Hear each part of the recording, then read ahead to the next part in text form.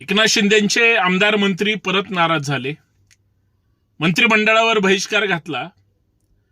नवरा बायकोची जशी भांडणं होतात तसे शिंदेसाहेब किंवा त्यांचे मंत्री सरकारमधल्या कुणावर तरी बड्या नेत्यावर नाराज होतात. ही पहिली वेळ आहे का? याच्या अगोदर कधीच नाराज झाले नाहीत का?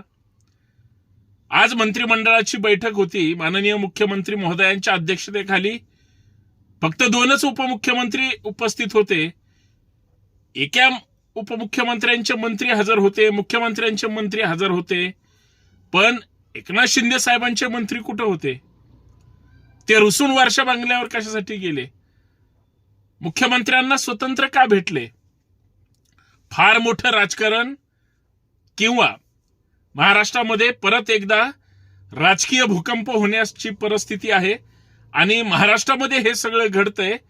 ज्या नेत्यांनी गुवाहाटीचा दौरा केला, ज्या नेत्यांनी पक्ष फोडला, तो नेता परत नाराज होऊन परत राजकीय भूकंप करणार आहे अशी कुजबूज आहे.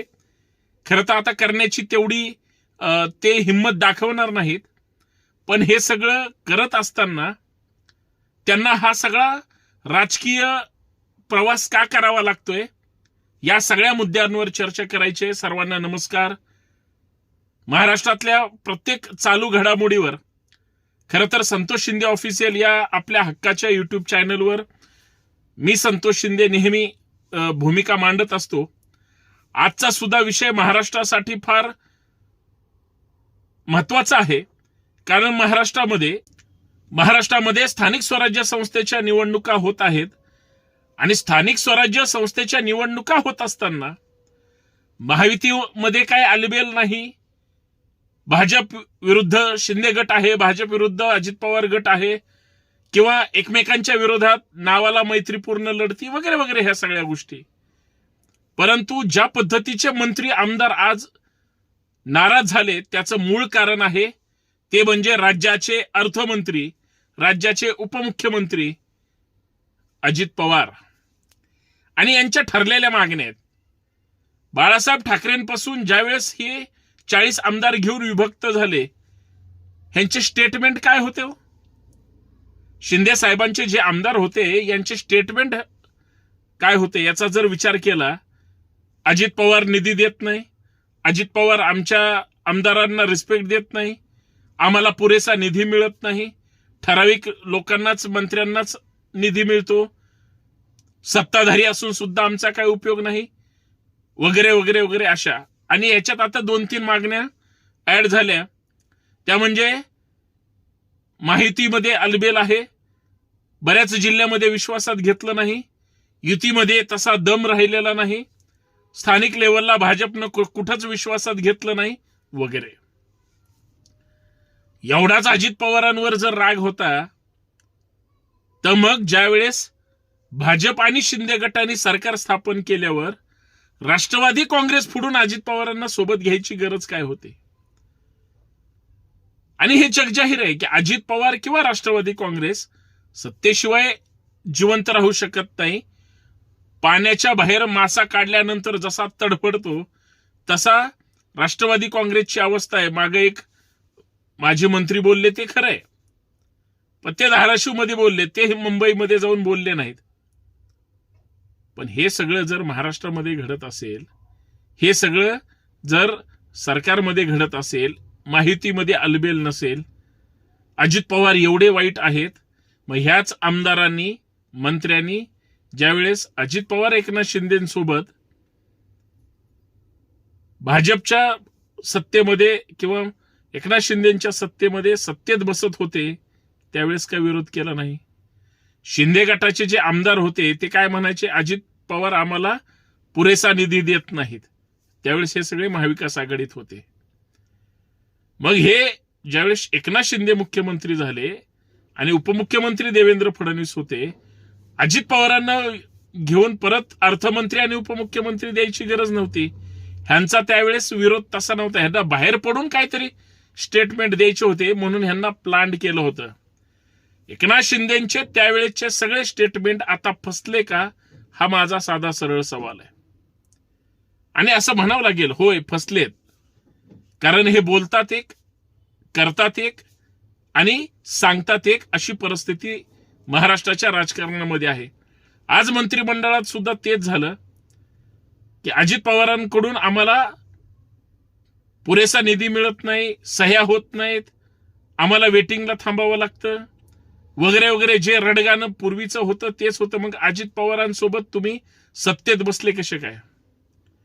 एकनाथ शिंदे साहेब तर राज्याचे मुख्यमंत्री होते, भले आता उपमुख्यमंत्री असतील. वेटो पॉवर का वापरत नाहीत का? ते फक्त मी नाराज नाही पण माझे सगळे लोक नाराज आहेत आणि माझे लोक नाराज म्हणजे अख्खा पक्ष नाराज आहे, तुम्हाला आमची गंभीर दखल घ्यावी लागेल, असं काही त्यांचं दबाव तंत्र टाकण्याचं काय फॉर्म्युला आहे का?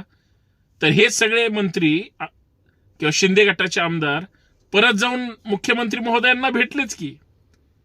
भले देवेंद्र फडणवीसांनी त्या सगळ्यांची समजूत जरी काढलेली असली तरी सुद्धा त्यांनाही माहिती हे सत्तेपासून बाहेर राहू शकणार नाहीत आणि सत्ताच एकनाथ शिंदे साहेबांमुळं भाजपची आली किंवा देवेंद्र फडणवीस मुख्यमंत्री झाले, त्याच्यामुळं तेही विसरणार नाहीत. तरी सुद्धा महाराष्ट्रामध्ये जो काही राजकीय भूकंप होतोय तो अत्यंत लाजिरवाण आहे, हे ठामपणे सांगावं लागेल. दुसरे महत्वाचे आक्षेप होते स्थानिक स्वराज्य संस्थेच्या निवडणुकीमध्ये. कुठेही एकनाथ शिंदे आणि त्यांची शिवसेना ही एकटी सोबळावर स्थानिक स्वराज्य संस्था लढवत नाही. उलट भाजपच्या विरोधात ज्या 2 शिवसेना विभक्त झाल्या, म्हणजे एका शिवसेनेच्या 2 शिवसेना झाल्या, काही ठिकाणी भाजपच्या विरोधात 2 सेना एकत्र आल्या आणि नाराज कोण झालंय? शिंदे गट, की आम्हाला महायुतीमध्ये किंवा स्थानिक स्वराज्य संस्थेच्या निवडणुकामध्ये खास करून नगराध्यक्षाच्या फॉर्म भरण्याच्या प्रक्रियेमध्ये विश्वासात घेतलेलं नाही. शेवटी मला एवढंच सांगायचंय, एकनाथ शिंदेचा त्यावेळेस पण डाव फसला होता का? जो फक्त त्यांनी बाण सोडला होता तो माघारी घेऊ शकत नाहीत आणि आता सुद्धा त्यांना जे करायचंय ते करू शकले नाहीत का? हा महाराष्ट्राला पडलेला प्रश्न आहे. आणि इतकी जर सरकारमध्ये केविलवाणी व्यवस्था अर्थात अवस्था होत असेल तर मग त्या सत्तेतच कशाला राहायचं, जी सत्ता आपल्याला तितकीशी रिस्पेक्ट देत नाही. शेवटी राजकारण नेतृत्वाच्या कौशल्य गुणावर अवलंबून असतं. नेतृत्व जर ताकदीचं नसेल तर कर्तृत्व सुद्धा सिद्ध केलं तरी त्याचा काही उपयोग होत नाही. आणि तीच परिस्थिती जर सध्या महायुतीच्या सरकारमध्ये शिंदे गटाला तशी जाणवत असावी, हा माझा समज आहे. आणि म्हणूनच हे सगळे नाराज झाले. परंतु हे सगळे अजित पवारांना सोडू शकत नाहीत, अजित पवारांना सत्तेतून बाहेर काढू शकत नाहीत. एकमेकांवर कुरघोड्या करू शकतात पण ते एकमेकांशिवाय विभक्त होऊ शकत नाहीत. कारण सत्तेसाठी काहीही झालं, कितीही नाराज झाले तरी त्या आदित्य ठाकरेंनी जसं सांगितलंय की मिंदेपणा ते सोडणार नाहीत, अशी एकंदरीत परिस्थिती आहे. त्याचं कारण सुद्धा आहे. म्हणजे भांड्याला भांडं लागणारच, तसं ह्यांचे त्रिकूट संसार आहे. परंतु नाराजगीचं नाटक महाराष्ट्र आज दिवसभर गोंगावत होतं, पण ते सत्तेत बाहेर पडून काहीतरी वेगळं केलं तर सार्थक होईल. अन्यथा चलो गुवाहाटीचा नारा परत गाजवला जातोय का, हा संशोधनाचा विषय. बाकी जनतेला कळेलच कोण काय आणि कोण काय ते. धन्यवाद.